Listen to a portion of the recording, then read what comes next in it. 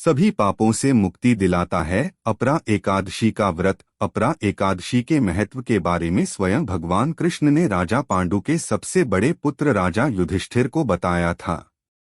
भगवान कृष्ण ने यह भी कहा कि इस एकादशी व्रत को रखने वाला व्यक्ति अपने पुण्य कर्मों के कारण बहुत प्रसिद्ध होगा। अपरा एकादशी ज्येष्ठ के कृष्ण पक्ष की एकादशी को अपरा एकादशी के नाम से जाना जाता है।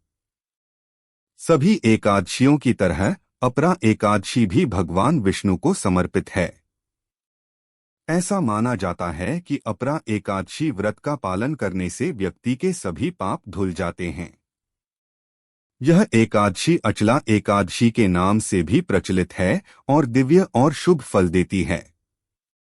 हिंदी में अपार शब्द का अर्थ असीमित है, क्योंकि इस व्रत को करने से व्यक्ति को असीमित धन की भी प्राप्ति होती है। इस कारण से ही इस एकादशी को अपरा एकादशी कहा जाता है।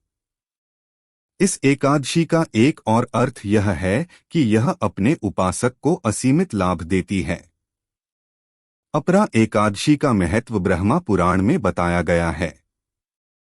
अपरा एकादशी पूरे देश में पूरी प्रतिबद्धता के साथ मनाई जाती है। इसे भारत के विभिन्न क्षेत्रों में अलग अलग नामों से जाना जाता है। पंजाब, जम्मू और कश्मीर और हरियाणा राज्य में अपरा एकादशी को भद्रकाली एकादशी के रूप में मनाया जाता है और इस दिन देवी भद्रा काली की पूजा करना शुभ माना जाता है।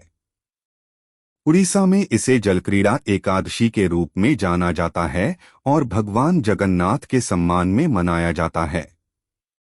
अपरा एकादशी का महत्व। अपरा एकादशी के महत्व के बारे में स्वयं भगवान कृष्ण ने राजा पांडु के सबसे बड़े पुत्र राजा युधिष्ठिर को बताया था।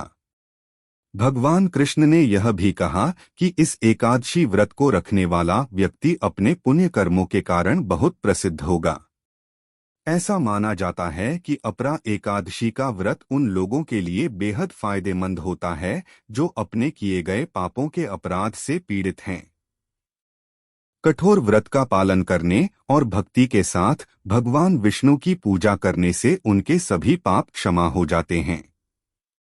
अपरा एकादशी का व्रत रखने से भी मोक्ष की प्राप्ति होती है। हिंदू शास्त्रों और पुराणों में यह भी कहा गया है कि इस पवित्र व्रत को रखने से व्यक्ति को कार्तिक के शुभ महीने में पवित्र गंगा में स्नान करने के समान लाभ मिलता है। अपरा एकादशी के अनुष्ठान। अपरा एकादशी के उपासक को पूजा का विशेष ध्यान रखने की आवश्यकता है। सभी अनुष्ठान पूरी निष्ठा और समर्पण के साथ किए जाने चाहिए। इस व्रत को करने वाले को सूर्योदय से पहले उठकर स्नान करना चाहिए। इसके बाद भक्त भगवान विष्णु को तुलसी के पत्ते, फूल, धूप और दीपक चढ़ाते हैं। भक्त अपरा एकादशी व्रत कथा का श्रवण या कथा का पाठ भी किया जाता है और उसके बाद प्रसाद वितरित किया जाता है। कैसे करें व्रत? इस एकादशी का व्रत दशमी तिथि से शुरू होता है। इस दिन व्यक्ति केवल एक ही समय भोजन करता है, जिससे एकादशी के दिन पेट खाली रहता है। कुछ भक्त सख्त उपवास रखते हैं और बिना कुछ खाए पिए दिन बिताते हैं। आंशिक व्रत उन लोगों के लिए भी रखा जा सकता है जो सख्त उपवास करने के लिए अयोग्य हैं। फिर वे पूरे दिन फलाहार खा सकते हैं। उपवास सूर्योदय से शुरू होता है और द्वादशी तिथि के सूर्योदय पर समाप्त होता है। अपरा एकादशी के दिन सभी प्रकार के अनाज और चावल खाना सभी के लिए वर्जित है। शरीर पर तेल लगाने की भी अनुमति नहीं है। इस व्रत को रखने वाले को झूठ नहीं बोलना चाहिए या दूसरों के बारे में बुरा नहीं बोलना चाहिए। उनके मन में केवल भगवान विष्णु के विचार होने चाहिए। इस दिन विष्णु सहस्त्रनाम का पाठ करना शुभ माना जाता है। अपरा एकादशी की कथा। प्राचीन काल में महीध्वज नामक एक राजा था। राजा का छोटा भाई वज्रध्वज उससे बहुत ईर्ष्या करता था। एक दिन उसने राजा की हत्या कर दी और उसके शव को ले जाकर एक जंगल में एक पीपल के नीचे गाड़ दिया।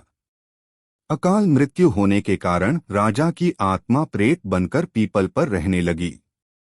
वहां से जो भी व्यक्ति निकलता था आत्मा उसको बहुत परेशान करती थी। एक दिन एक तपस्वी वहां से निकल रहे थे तो आत्मा उनका कुछ नहीं बिगाड़ सकी। इन्होंने पीपल के पेड़ से राजा की प्रेतात्मा को नीचे उतारा और परलोक विद्या का उपदेश दिया। राजा को प्रेत योनि से मुक्ति दिलाने के लिए ऋषि ने स्वयं अपरा एकादशी का व्रत रखा और द्वादशी के दिन व्रत पूरा होने पर अपने व्रत का सारा पुण्य प्रेत को दे दिया। एकादशी व्रत का पुण्य प्राप्त करके राजा प्रेत्योनि से मुक्त हो गया और उसको स्वर्ग की प्राप्ति हो गई। अचला एकादशी व्रत में करें पीपल एवं तुलसी की पूजा। अचला एकादशी के दिन भगवान विष्णु की पूजा करने के साथ साथ तुलसी माँ और पीपल के पेड़ की पूजा करना फलदायी होता है। पंडितों के अनुसार तुलसी और पीपल में क्रमश माँ लक्ष्मी और भगवान विष्णु का वास होता है। इसलिए दोनों पौधों की पूजा करने से हर समस्या से छुटकारा मिलने के साथ सौभाग्य की प्राप्ति होती है। अगर कोई जातक किसी कारणवश इस दिन व्रत नहीं रख पा रहा है तो वो भगवान विष्णु के साथ तुलसी और पीपल की पूजा जरूर करें। इससे उसे लाभ मिलेगा। ऐसे करें तुलसी के पौधे और पीपल की पूजा। अपरा एकादशी के दिन सुबह उठकर सभी कामों ने निवृत्त होकर स्नान आदि करके साफ सुथरे कपड़े पहन लें।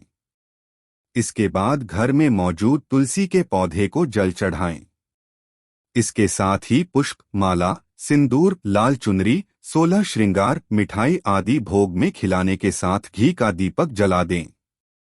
इसके बाद तुलसी के पौधे की परिक्रमा करें। तुलसी के पौधे की पूजा करने के बाद पीपल के पेड़ की विधिवत तरीके से पूजा करें।